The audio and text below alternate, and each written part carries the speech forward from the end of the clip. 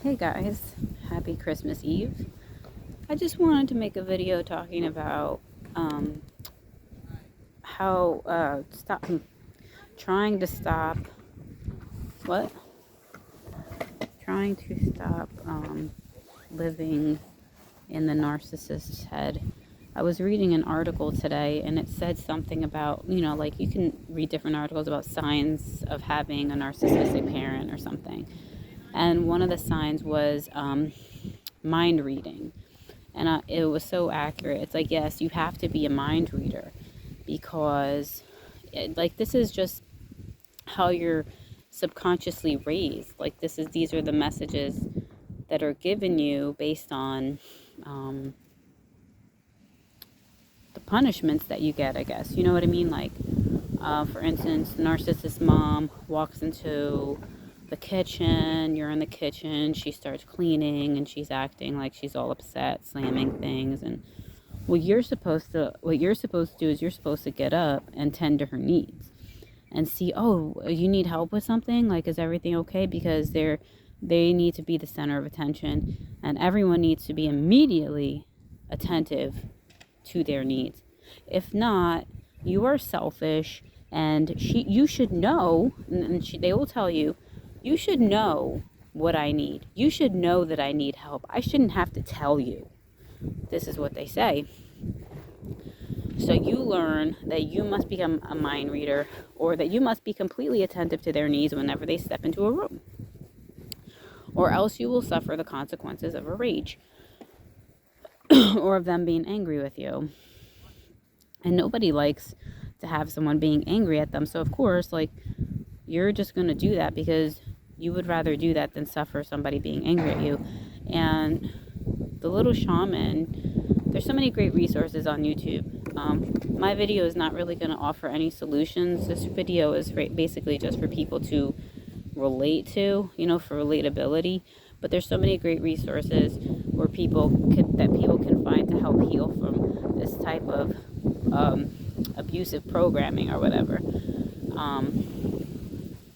Or there's another word I was going to look for too, or dysfunctional type of programming. I don't know. So basically, of course, you're going to do whatever you want to do, whatever it takes to feel, to not have somebody be angry with you, because nobody likes being in an environment where you could feel someone's anger penetrating through your back, So anyways, but I watched this one guy's video. He's a psychotherapist or something. His name is Jay Reed, and he talked about 3 steps to overcoming this type of abuse or whatever.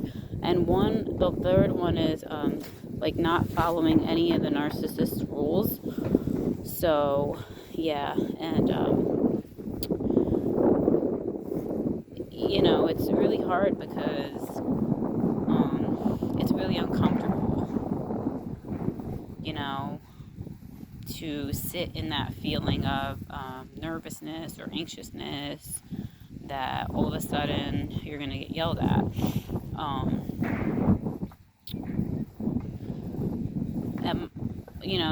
Some people call it taking up space, right?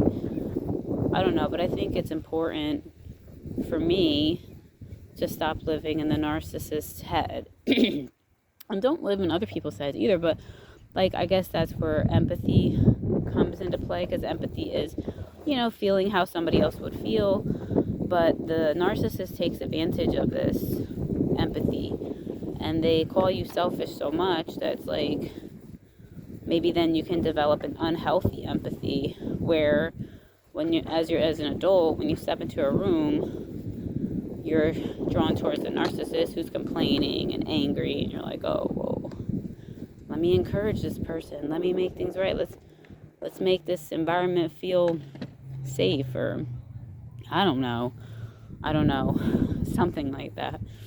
But yeah, stop living in the narcissist's head. If they need something, they can ask.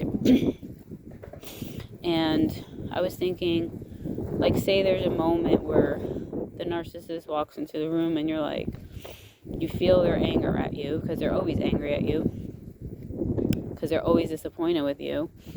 And just sit in that uncomfortableness, maybe enough times until it stops being uncomfortable. I don't know. And let them ask if they need help with something. Excuse me. For instance, I'll give you a personal example. The other day, I was laying down because I had gotten sick a little bit. I got a little fever and I had a gigantic headache. So I was laying down, and this was around during dinner time, and I was just gonna sleep through the whole rest of the day because I just didn't feel well. Like when you have those types of headaches, you gotta just lay down and sleep it out because it ain't going away till the next day. So she starts cooking and stuff like that here in the kitchen, and just the sound of her slippers moving around on the tile was like triggering me. It felt like, I don't want to be dramatic and say post-traumatic stress, but it felt like that. It was like, let's just say it was triggering me, and it was making me feel feelings of anxiousness.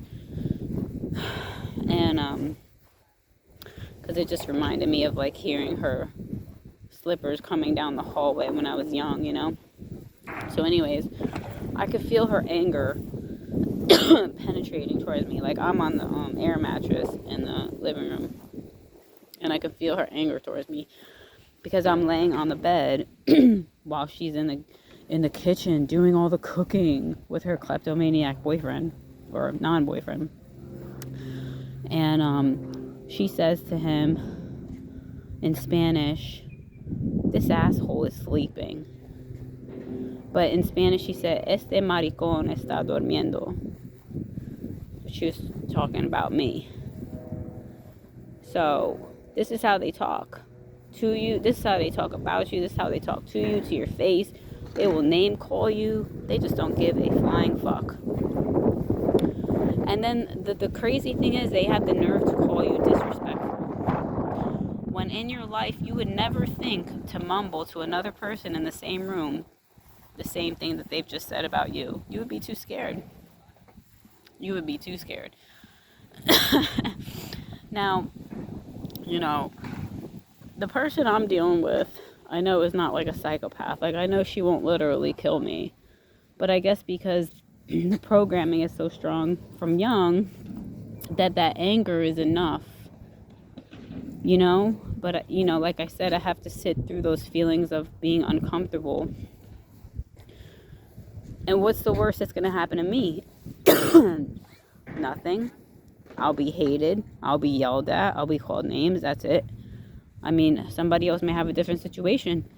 They might actually be under, going to be killed or something like that, depending on who they're dealing with. Luckily, that's not my situation. But, yeah, so this is what they hate you. I mean, they'll say they love you, but when you love someone, you don't sit up in there calling them names. Anyways, that's just one tiny example out of the millions that I'm sure many other people have, and I have. And everybody has different stories, because narcissists, even though some of the characteristics are the same, people have different examples and different stories. Like maybe one characteristic of a narcissist is more stronger in one person than in another. Another has, more stronger other narcissistic characteristics. And then there's different types of narcissists. So anyways, we don't have to downplay one another's experience, but, we can relate with one another. And just relating with others, it provides that comfort, you know what I'm saying? To know that, okay, other people are going through this too. And there's hope to come out of it, because that's what I'm hoping for. I'm hoping to not feel that discomfort anymore. I'm hoping, instead of thinking, when the narcissists come in the room, instead of thinking about them, think about, what do I want in this moment? What am I doing in this moment? Instead instead of shifting my attention and being in their head. Oh, they're thinking this about me. They're thinking that about me. They're angry at me. It's like I want to have the ability to not think what they're thinking at all, to not even care. So to shut off that empathy just for that moment, and to know when it's okay to use my empathy and when I should just tone it down and not use it, you know what I'm saying, because it's being abused. So anyways, that was long-winded. I hope I got across everything I wanted to. Take care, everybody.